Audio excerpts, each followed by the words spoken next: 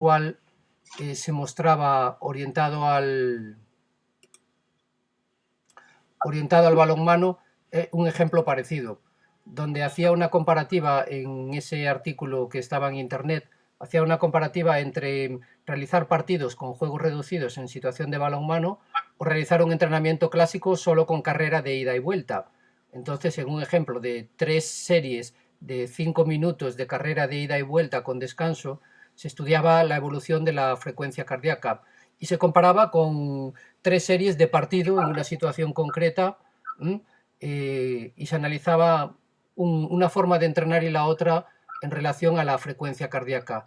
Y observaron en ese estudio que no había diferencias en la respuesta de la frecuencia cardíaca si el jugador solo corría o si el jugador realizaba la tarea totalmente competitiva. A la conclusión a la que llegan es que vamos a hacer todo el entrenamiento que podamos específico o competitivo, dejando lo que es la preparación física clásica o tradicional a un lado en la medida de lo posible.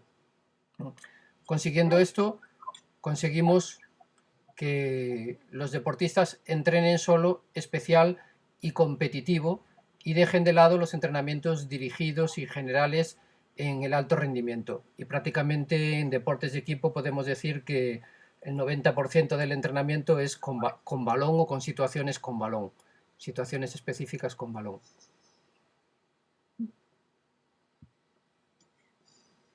¿Seguimos ahí? ¿Me escucháis?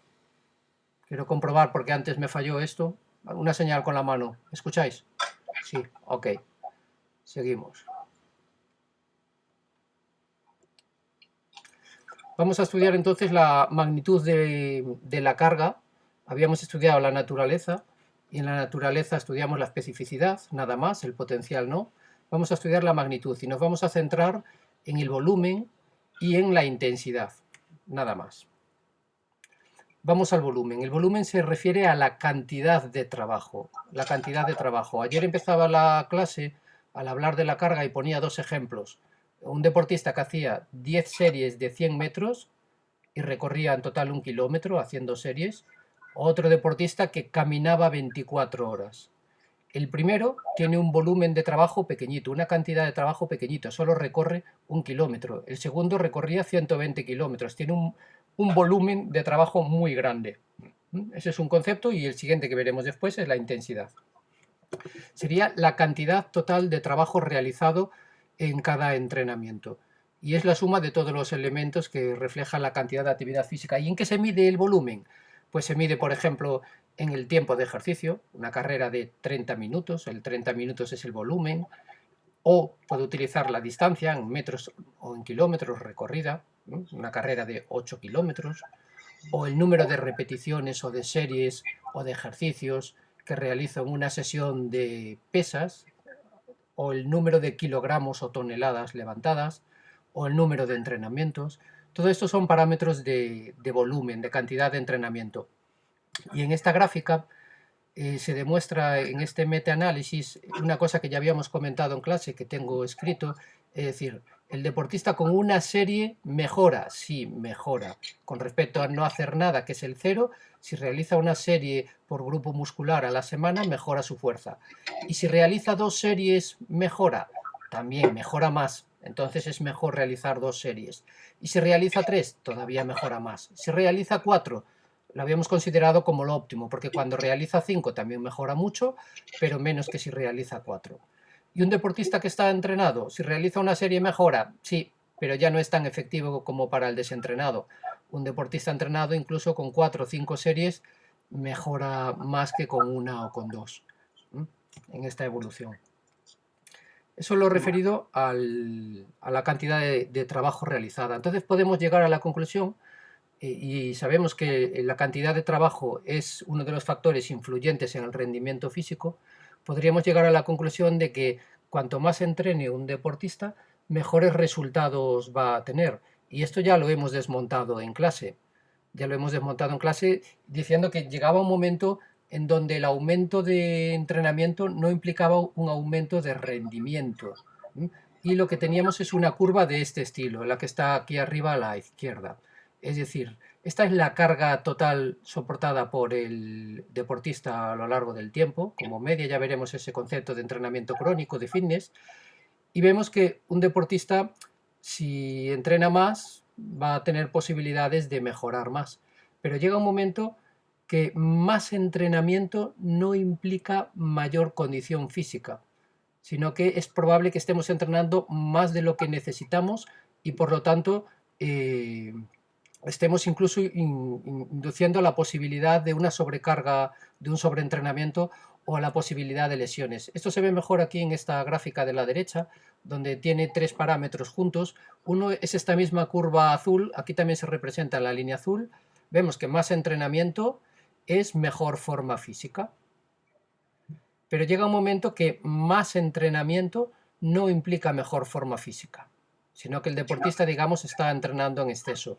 Y además la probabilidad de lesión a más entrenamiento aumenta. Pero es que esta probabilidad de lesión también aumenta a menos entrenamiento. Una persona muy poco preparada o una persona entrenada en exceso aumentan el riesgo lesional. Por lo tanto, debemos de quedarnos, y es lo que muestra esta tercera gráfica, en esta zona verde, que es la zona óptima de bajo riesgo de lesión, que además se corresponde con una carga de entrenamiento asumible por el deportista y que además se corresponde con la carga que le va a producir mayores beneficios y mayor mejoría en la forma física. Irnos en la cantidad de entrenamiento a una zona por defecto, de entrenar demasiado poco, o a una zona por exceso, entrenar demasiado, aumenta las probabilidades de lesiones, además de que la forma física que me devuelve es peor. Siguiente parámetro es el parámetro intensidad. El parámetro intensidad es el componente cualitativo y de calidad de la carga.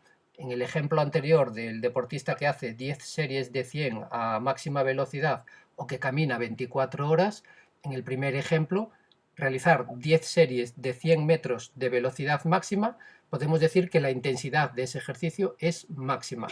Y en el segundo ejemplo, el deportista que camina 24 horas, podemos decir que la intensidad de ese esfuerzo es muy pequeña. Echarle un vistazo a cómo tenéis vuestros micros, que me está llegando aquí, por si tenéis que desactivar el micro. Eso es. Y la intensidad entonces depende de varios factores, por ejemplo, la velocidad de ejecución del movimiento, el ritmo al que realizo la carrera, la cantidad de kilos que cargo en la barra. Cuanto más pesada es la barra, más intensidad se dice que tiene el ejercicio de fuerza, o cuanta más velocidad imprimo a la barra para una misma carga, también es un ejercicio de mayor intensidad. El número de acciones por unidad de tiempo, cuando son acciones repetitivas, o cuando hablamos de componentes técnicos, aquellos que hacen gimnasia rítmica o baile, la intensidad viene reflejada ya no solo por estos parámetros, sino también por la complejidad o dificultad del elemento técnico a realizar. Podría ser otra forma de medir y evaluar la intensidad. Entonces, ¿en qué se mide esto? Pues en un porcentaje de la velocidad máxima, en un porcentaje de la frecuencia cardíaca máxima o del consumo máximo de oxígeno, o en un porcentaje del peso utilizado como la máxima repetición posible. Aquí en esta gráfica lo que tenemos es el efecto de la intensidad, por ejemplo, gracias a ese mismo metaanálisis que tenía en la gráfica de la diapositiva anterior, sobre utilizar cargas sobre un 1RM para una persona entrenada a un 70, 75 o 80% y se observa que la carga óptima en la barra está en un rango alrededor entre el 75 y el 85% de mi 1RM para conseguir una mayor mejoría en fuerza máxima. Mientras que en las personas desentrenadas, aunque sí tienen una posibilidad con cargas altas al 75%, también existe posibilidad de mejorías sin necesidad de cargar la barra de una manera tan acusada, sino que en un 50-60% de mi peso máximo utilizable es un valor óptimo también. Aunque esto, publicado en el 2003, ahora en el 2020, gracias a las metodologías que utiliza González Vadillo, utilizando la velocidad de ejecución para el entrenamiento de la fuerza, ha cambiado bastante, porque la intensidad no solo depende del peso que quiero levantar, sino de la velocidad a la que lo muevo. Y en esta nueva teoría él siempre quiere mover a máxima velocidad el peso. Da igual que cargue la barra con 5 kilos o que lo cargue con 100. El objetivo del deportista es la máxima velocidad y por lo tanto cargas muy pequeñas, como pueden ser del 20-30%, movidas a máxima velocidad, también pueden ser un ejercicio de una gran intensidad e idóneos para la mejoría, en este caso, de personas desentrenadas o de deportistas que no requieren altos niveles de fuerza, como puede ser un corredor de resistencia o un velocista. Puede ser una forma idónea de trabajo, pero eso ya lo veremos cuando entrenemos, cuando estudiemos, perdón, el tema de la fuerza. Os comento una cosilla, hacer así un KitKat pequeño.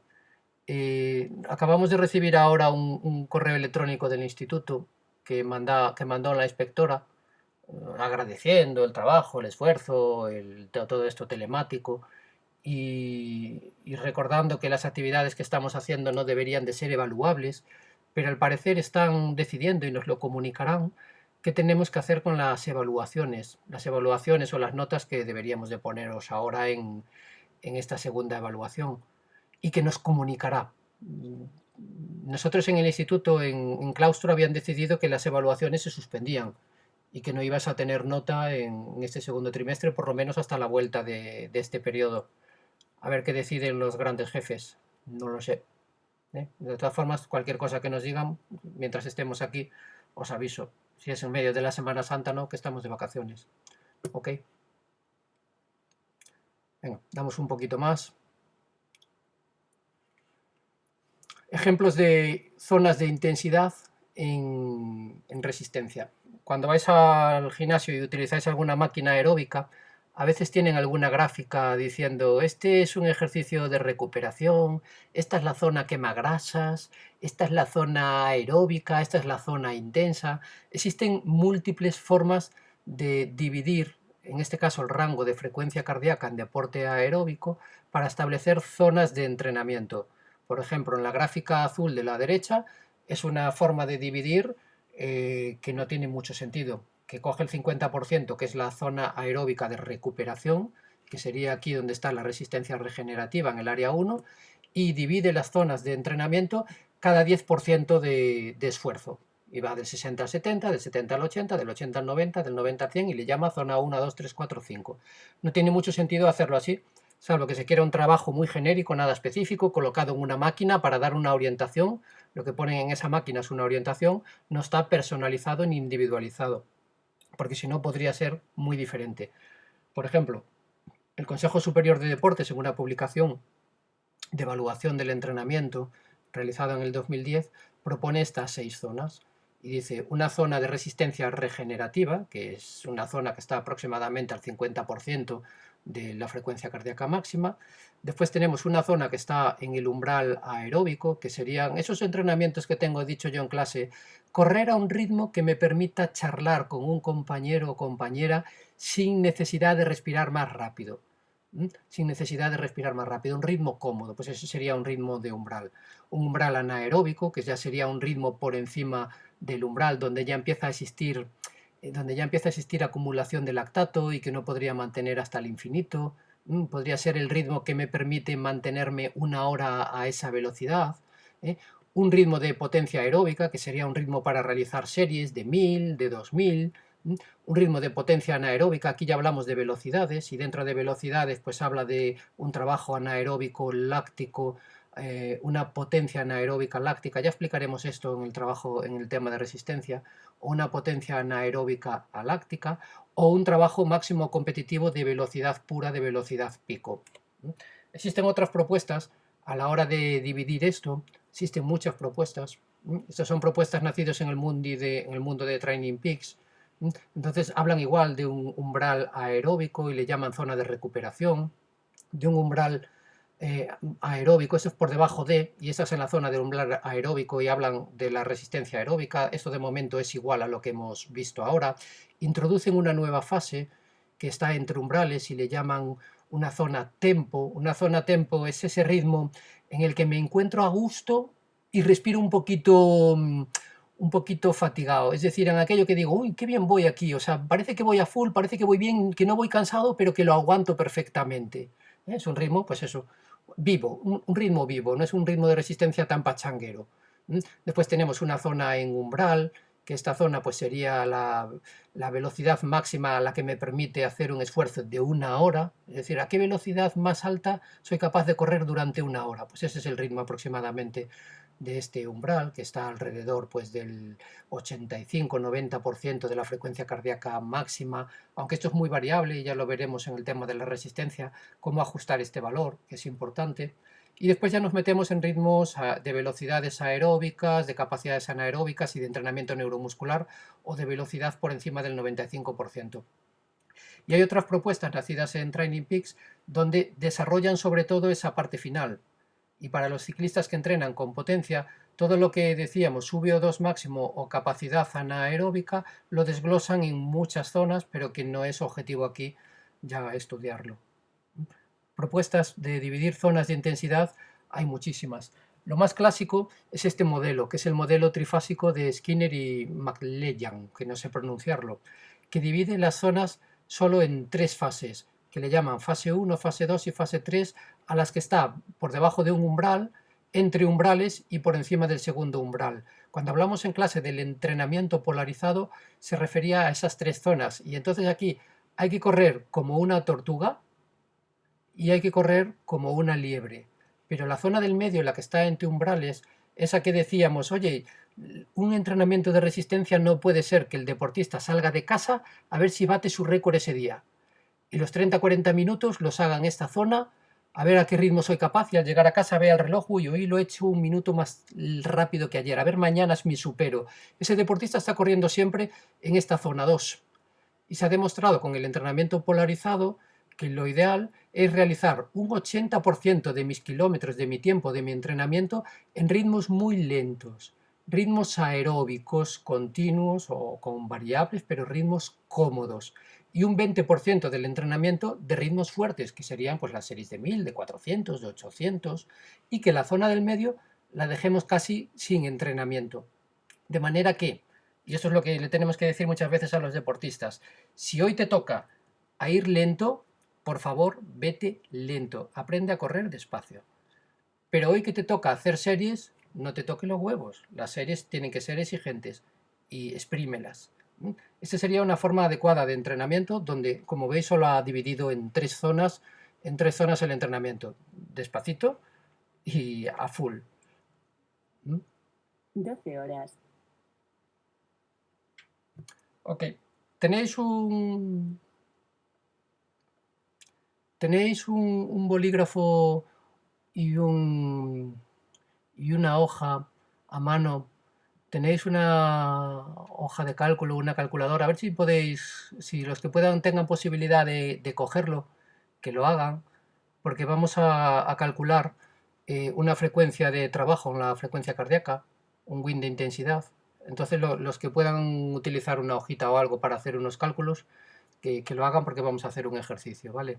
Algo, sí, algo para poder calcular, una calculadora o algo. Está enseñando el móvil ahí, pero me da el reflejo de la luz y de la ventana refleja en esa pantalla del móvil. Y si me lo enseñabas a mí, no consigo ver la pantalla.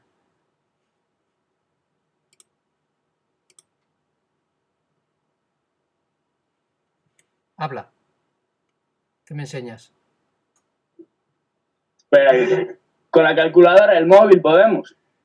Sí, es probable que sí, que podáis solucionar algo, sí. Vale, vale. Venga.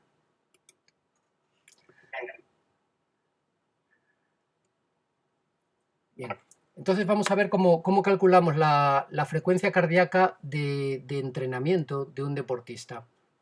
Por ejemplo, la pregunta, el problema que tenemos que resolver es el siguiente.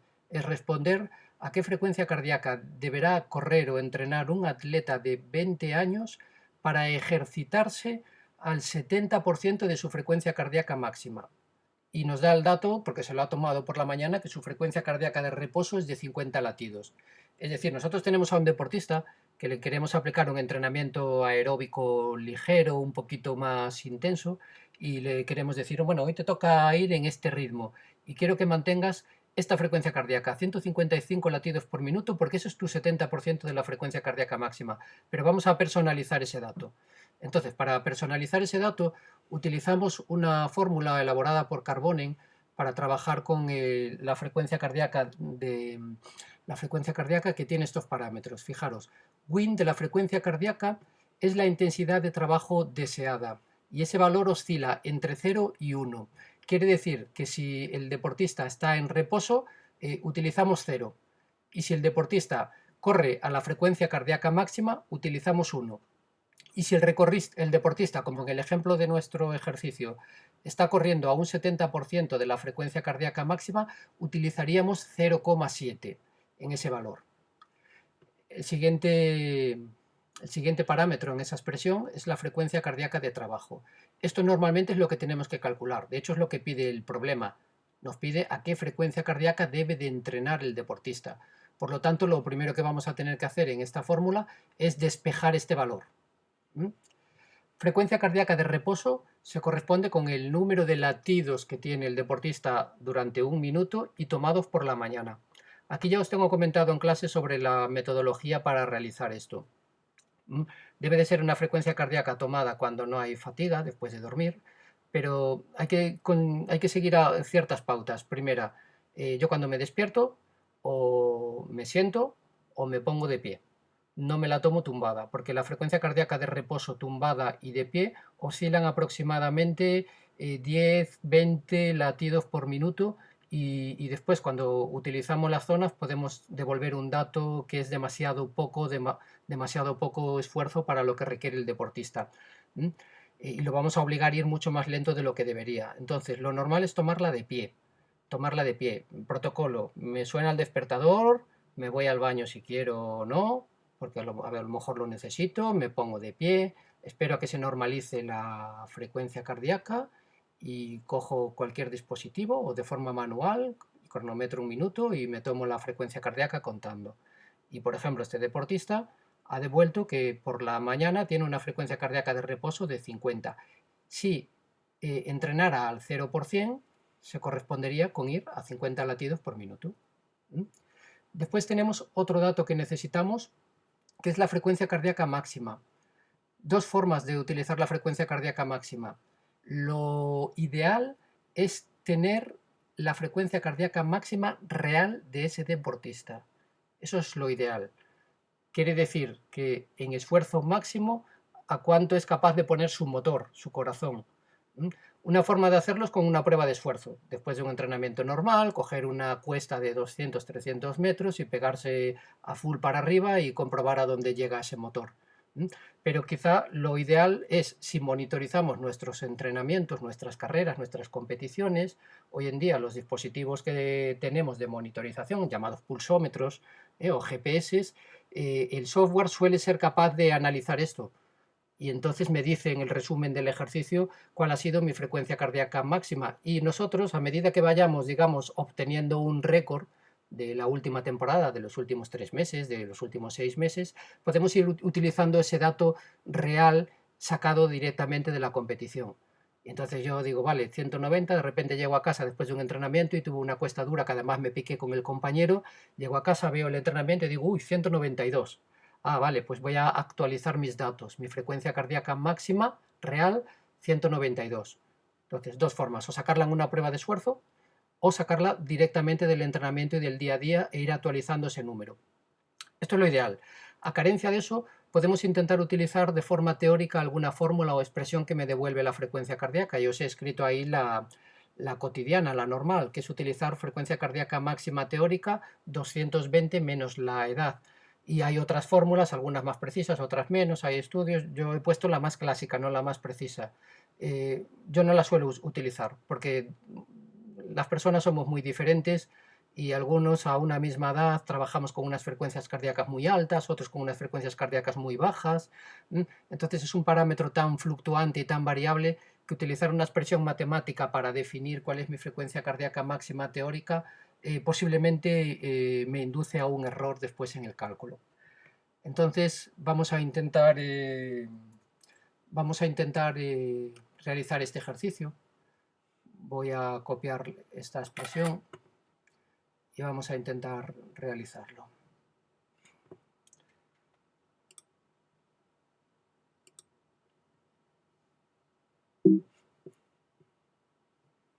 Tengo tantas capturas de pantalla, a ver si acierto con cuál es. Esta no. Esta no. Esta. Vale.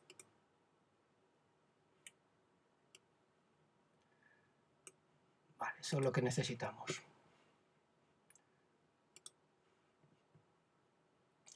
Vamos en primer lugar a intentar despejar esto de aquí. Entonces, vemos que esto va a pasar al otro lado, al estar restando, va a pasar al otro lado como suma, y esta que está dividiendo, este conjunto, va a pasar al otro lado como multiplicación.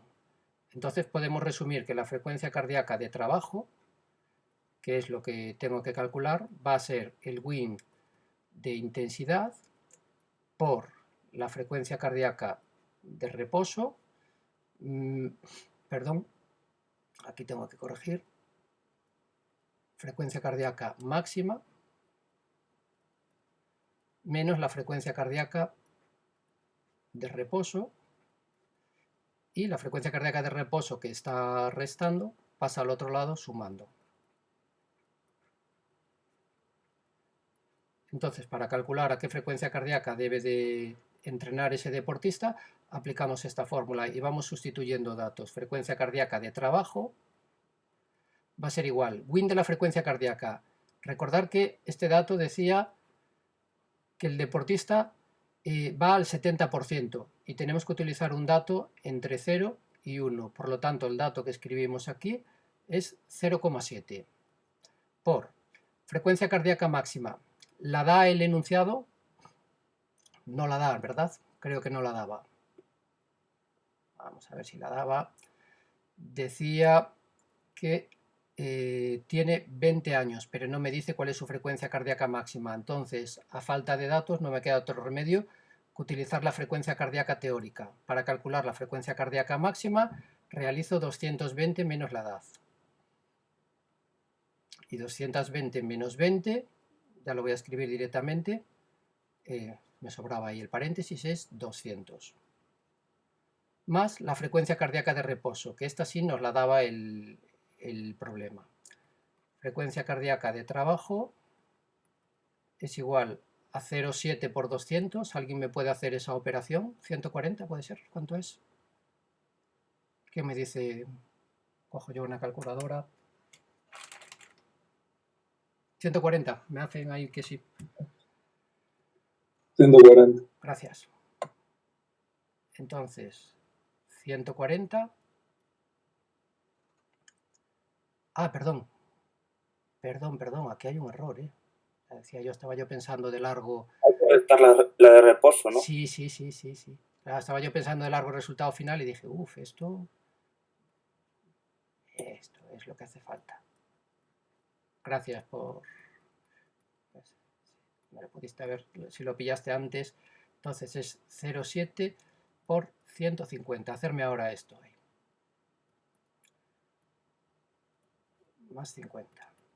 Que alguien me lo chive ya por el altavoz. 0,7 por 105.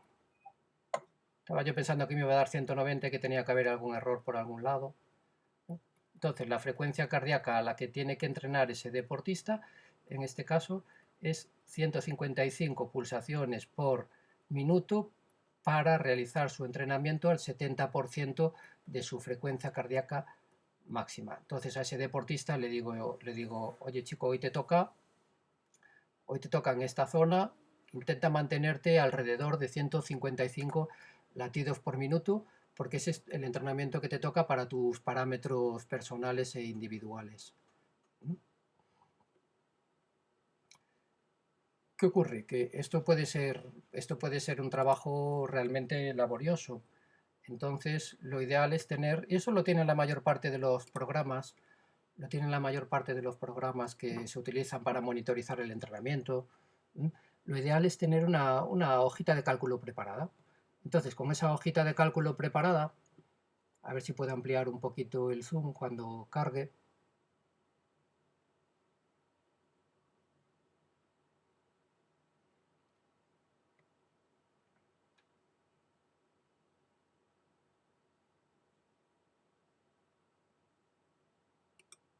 pero no quiere trabajar.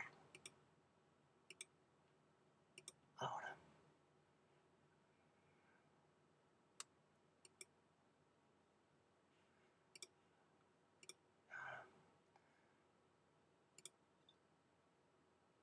Vale. Con esa hoja de cálculo preparada, me dice aquí en esta hoja de cálculo, oye, es obligatorio que metas este dato. Y dice, frecuencia cardíaca de reposo del deportista, 50. Frecuencia cardíaca máxima. Imaginábamos que hemos hecho una prueba de esfuerzo y que tenemos que el dato es 104. Y entonces establecemos a una intensidad de 0,5, que es el 50%, a 0,6, 0,7, 0,8, y en cada una de las celdas pues se escribe esa fórmula que hemos despejado para que opere. De manera que después simplemente nosotros, cuando llegamos por la mañana y decimos, oye, mi frecuencia cardíaca de reposo ha cambiado, estoy mejorando mi forma física, ya no es 50, es 47. Oye, que en competición he llegado a 203 pulsaciones. Simplemente con ir modificando esos dos datos ya me devuelve la frecuencia cardíaca para ir a un 50, un 60, un 70, un 80, un 90 o al máximo. Y sería una forma más operativa, y después esos datos yo los traslado, si quiero, a mi configuración de zonas de entrenamiento que tengo en el dispositivo Garmin, en Training Peaks, en Polar o en lo que estéis usando en el entrenamiento.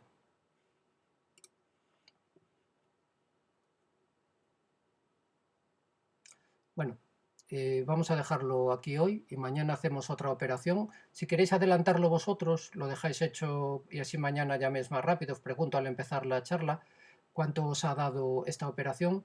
Y es otra forma de calcular la intensidad, pero no con la frecuencia cardíaca, sino con el tiempo de cronómetro de una serie. Por ejemplo, un atleta cuyo 400, una vuelta a la pista de atletismo, tarda 1 minuto, si queremos que corra al 95%, ¿cuánto debería de tardar en esa serie? Evidentemente, 1 minuto es correr al 100%. Si corre más lento, el resultado debería de ser algo más de 1 minuto. Para eso utilizamos esta expresión, ¿vale? El tiempo de la serie, que es lo que tenemos que calcular nosotros, lo deseado, es el mejor tiempo. Aquí en vez de 1 minuto utilizamos 60 segundos, por el porcentaje de la carga, dividido, que es el 95%, y todo eso lo multiplicamos por 100. Y me devolvería los segundos que debería de tardar el deportista en hacer la serie de 400 para trabajar al 95% de su máximo. Pero con esto empezamos mañana. A ver si tenemos suerte, se ha quedado grabado, no sé qué ha pasado ahí, le tengo que echar un vistazo y estamos en contacto.